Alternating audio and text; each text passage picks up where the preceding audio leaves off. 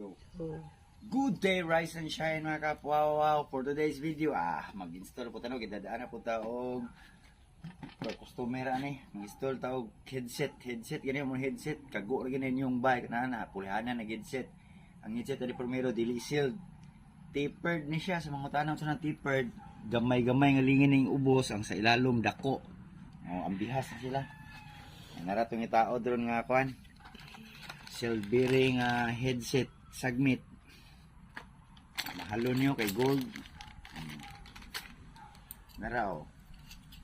Gamay ang ibabaw, dako ang ubos, di ba? Mo siya tapered, mag-ana man siya. Nya sealed bearing din siya. Sa mga ngutana unsa nang sealed bearing, katong dili na pwede makitang bulitas, silyado na ba? Gitawag sealed. Sealed gani. Ana na siya pag install mo. Kung wala kay mga gamit kayo, pwede ra nang ipukpok mo. Ana ro. Taan sa daan may basig di mo sibo.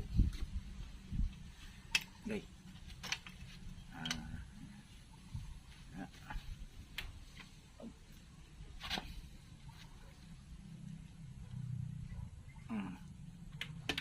Suod na gikamot ro.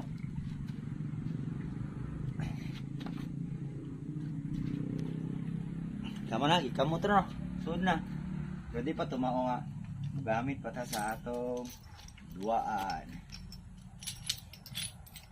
Muna yung special tools pang taod sa headset. Kung wala mo ani, pwede rin dyan pag mataod, pero ako chance nga kan magduk-duk lagi mo. Duk-dukon, style mo lang na kahoy ang iduk-duk. Pero karon kay pilabul ng mga tools. Kaya kakayo, igor ang anaw no. Sud mo na ana. Sud ko naman ang ubos. Lakan.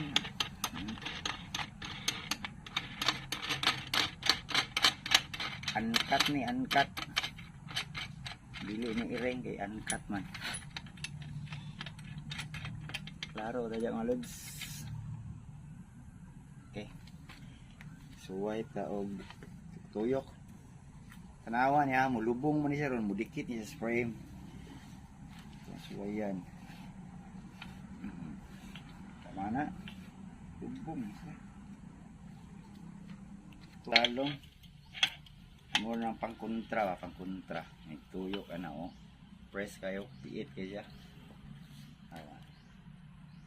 Ubos, perfect. Nakasimple mga lods.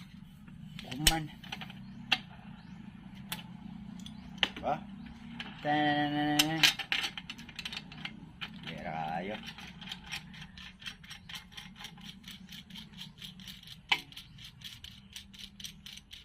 Okay.